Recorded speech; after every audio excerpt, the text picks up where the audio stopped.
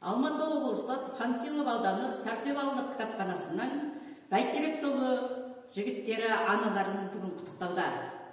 Батырдан туған анадан, ақында туған анадан, ананың биік тұғыры, анадан туған бар адам. Мұқағали Мақатаев арулар асыл жандар, шуақ боп шашылғандар, қуат боп тасығандар, ұшақ боп ашылғандар, арулар асыл жандар, арулар әрбір үйдің шаңырағы, әрбір үйде от болып жағылады. Көз ілмей түне құсын төрт бөлген, өзіңдей асыл жанды күн көрген, алғысым шексіз саған жаным анам, әрқашан тілеуімді тілеп жүрген. Аямай бар ғұмырын баласынан, төрт бөліктің ұйқысын таң асырған. Есейіп жетсең де бұл өмірде анаңдай таба алмайсың жанашыржан. Нұрын шашқан күнімсің ғой жан анам, бар шуағым баласына арнаған, өзінен қуат алып өмірде сенің салған сара жолды жалғаған, ешкімсіздей бола алмайды жан анам.